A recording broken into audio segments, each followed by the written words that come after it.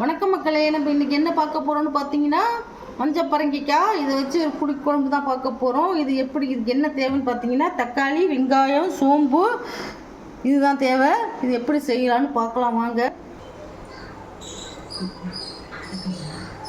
இப்போ பாருங்கள், நான் 2 டேபிள் ஸ்பூன் கடலை எண்ணெய் ஊற்றி சூடு பண்ணி வச்சுருக்கேன். 1 ஸ்பூன் கடுகு, 4 மிளகு, 1 ஸ்பூன் வெந்தயம், 1 ஸ்பூன் சோம்பு, 1 கை வெங்காயம்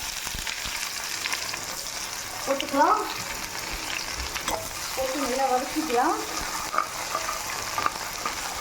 எண்ணெயை நல்லா சூடு பண்ணிட்டு போட்டிங்கன்னா சீக்கிரம் வதங்கிடும். எப்படி வெடிச்சு அது வதங்கிட்டு போடுங்க.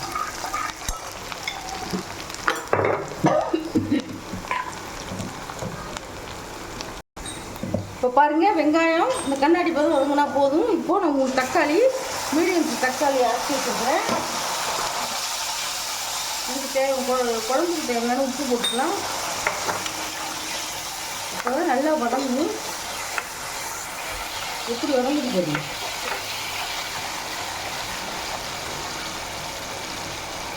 இப்போது இது பெருங்காயம் போட்டுக்கலாம்.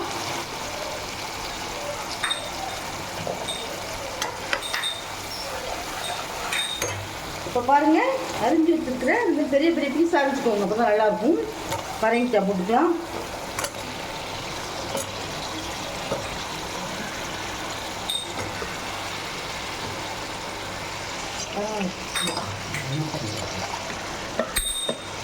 அரை ஸ்பூன் மஞ்சள்தூள்,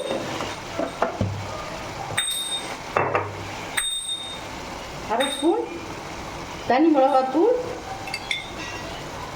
1 ஸ்பூன் மல்லித்தூள் இதையும் போட்டுக்கலாம். போட்டு இறக்கிங்க. அடுப்பை சிம்மில் போட்டுக்கோங்க, இல்லைன்னா மிளகாய் பொடியெல்லாம் கருகி போயிடும்.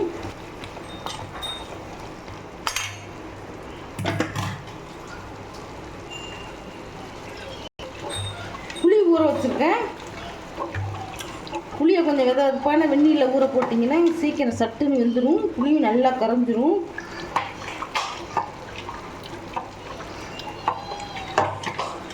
இப்போ பாருங்கள், எண்ணெய் பிரிஞ்சு வந்துருச்சு பாருங்கள் நல்லா.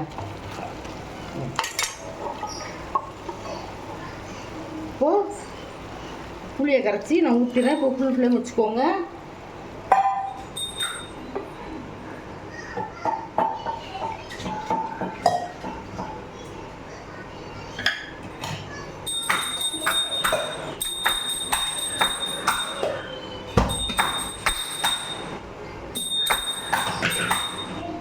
தேவையான ஊற்றிக்கலாம்.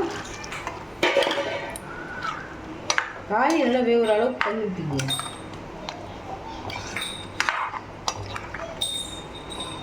இது கல்யாணத்தில் தான் அந்த காலத்தில் பரங்கிக்காய் புளிக்குழம்புன்னு ஊற்றுவாங்க. சூப்பராக இருக்கும்.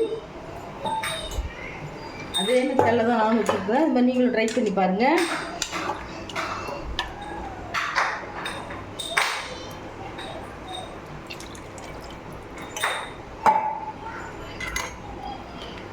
பாருங்க, எல்லாமே இதை போட்டுட்டோம். இன்னும் தண்ணி ஊற்றிக்கலாம், குழம்பு திக்காக இருக்குங்க.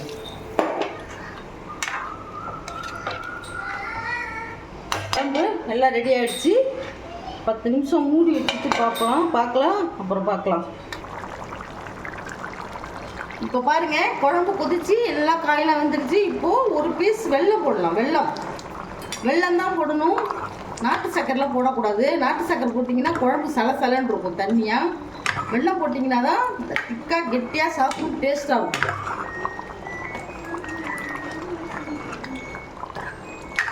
இப்போ பாருங்கள், குழம்பு ரெடி ஆகிடுச்சு.